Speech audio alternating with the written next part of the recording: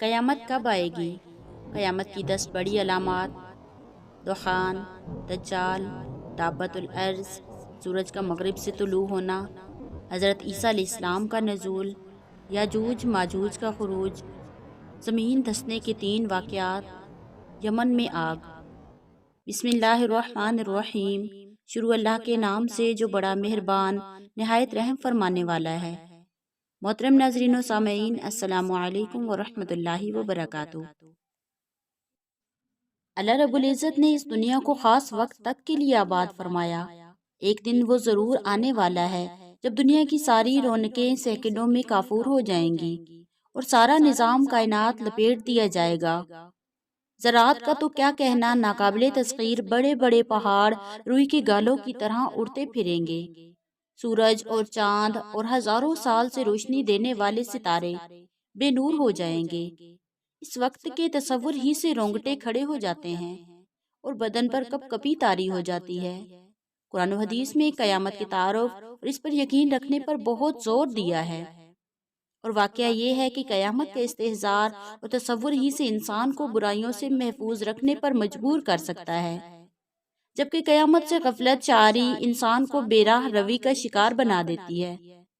بہت سے اہل مذاہب اسی لیے گمراہ ہوئے ہیں کہ ان کے یہاں قیامت کا تصور ہی نہیں۔ وہ دنیا کی زندگی ہی کو سب کچھ سمجھتے ہیں، اور جب اگلی زندگی کا انہوں نے تصور ہی قائم نہ کیا تو اس کے لیے تیاری کے بھی مواقع بے معنی ہیں۔ اسی لیے اسلام نے بنیادی اور اہم ترین عقائد میں سے قیامت اور آخرت پر ایمان لانا بھی فرض قرار دیا۔ قرآن کریم کی آیات مبارکہ اور احادیث طیبہ اس سلسلہ کی تفصیلات سے بھری ہوئی ہیں۔ قیامت کا یقینی وقت تو اللہ رب العزت کو معلوم ہے۔ اللہ رب العزت کا ارشاد ہے، ان اللہ عندہ علم الساعہ، بے شک اللہ تعالیٰ کے پاس ہے قیامت کا علم۔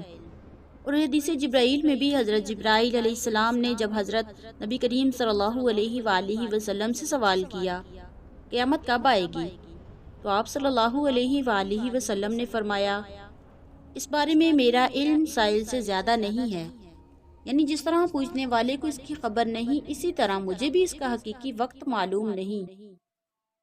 جب حضور اکرم صلی اللہ علیہ وآلہ وسلم کو علم نہیں تو دنیا میں کسی کو بھی علم نہیں ہو سکتا۔ البتہ حدیث شریفہ میں قیامت سے پہلے کی بہت سی علامتیں بتائی جاتی ہیں۔ ان میں 2 طرح کی علامتیں ہیں۔ ایک تو مطلق علامتیں، مثلا معاشرہ میں پھیل جانے والے منکرات، بے حیائیاں، فحاشیاں، بددیانتی اور نااہلوں کا حکومتوں پر قبضہ وغیرہ۔ اور دوسری قریبی علامتیں جن کے وجود کے بعد بس دنیا کی زندگی اب اور تب کی رہ جائے گی، اور ان سب کی تحقیق کے بعد توبہ کا دروازہ بند ہو جائے گا۔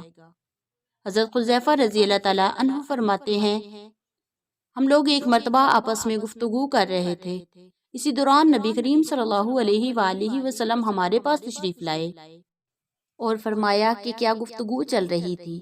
میں نے عرض کیا، حضرت ہم قیامت کے متعلق تذکرہ میں مشغول تھے۔ تو نبی کریم صلی اللہ علیہ وآلہ وسلم نے فرمایا، قیامت اس وقت تک قائم نہ ہوگی جب تک کہ تم اس سے پہلے 10 علامات نہ دیکھ لو۔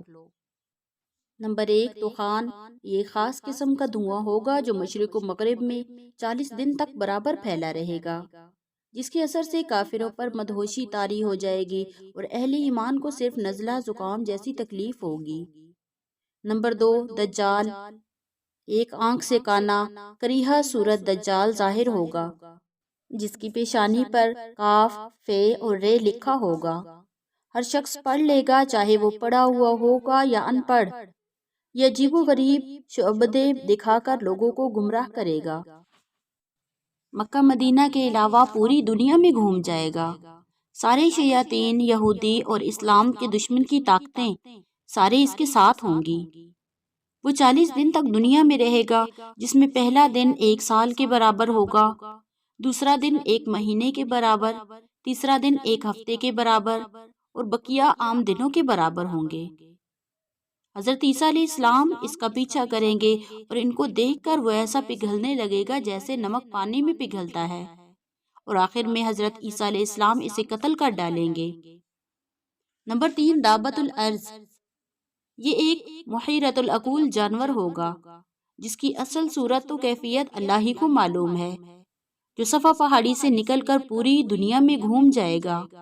اس کے ساتھ حضرت موسیٰ علیہ السلام کا عصا اور حضرت سلیمان علیہ السلام کی انگوٹھی ہوگی۔ وہ انگوٹھی سے ہر مومن کے چہرہ پر ایمان کی مہر لگائے گا اور عصا سے کافر پر کفر کا نشان لگا دے گا۔ اس کے بعد کافر الگ اور مومن الگ، بالکل الگ الگ نظر آنے لگیں گے۔ کسی کا ایمان و کفر چھپا نہیں رہے گا۔ نمبر 4، سورج کا مغرب سے طلوع ہونا۔ قیامت کے بالکل قریبی زمانہ میں ایک دن سورج مشرق سے نکلنے کی بجائے مغرب سے طلوع ہوگا اور پھر لوٹ کر مغرب ہی میں غروب ہو جائے گا۔ اسی علامت کے ظہور کے بعد توبہ کا دروازہ بالکل بند ہو جائے گا، کیونکہ ایمان بالغیب نہیں رہے گا۔ نمبر 5، حضرت عیسیٰ علیہ السلام کا نزول۔ حضرت عیسیٰ علیہ السلام کے متعلق متواتر نصوص سے یہ بات ثابت ہوئی ہے۔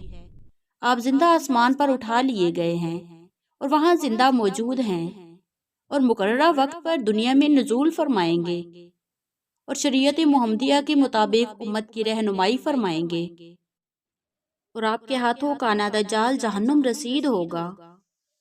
نمبر 6، یاجوج ماجوج کا خروج۔ یہ بھی اللہ رب العزت کی عجیب و غریب مخلوق ہے۔ دجال کے قتل ہو جانے کے بعد اور پوری دنیا میں اسلام کا پرچم لہرانے کے بعد حضرت عیسیٰ علیہ السلام کی حیات میں کروڑوں کی تعداد میں یاجوج ماجوج پوری دنیا کے چپا چپا پر اتر آئیں گے۔ یہ اتنی بڑی تعداد میں ہوں گے کہ تمام میٹھے پانی کے چشمے پی پی کر بالکل صاف کر دیں گے اور تمام دنیا کے جانوروں کو کھا جائیں گے، اور جب انہیں کوئی نظر نہ آئے گا تو اپنے تیر آسمان کی جانب چلا کر یوں کہیں گے کہ ہم نے دنیا والوں کو تو ختم کر دیا، اب آسمان والوں کا نمبر ہے۔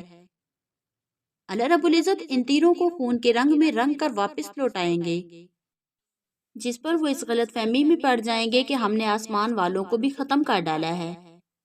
پھر حضرت عیسیٰ علیہ السلام ان کے حق میں بد دعا کریں گے، جس کے نتیجہ میں اللہ رب العزت ان کو ایک خطرناک بیماری میں مبتلا کر کے مار ڈالیں گے اور پوری زمین ان کی نعشوں سے بھر جائے گی اور سخت بدبو اٹھ پڑے گی۔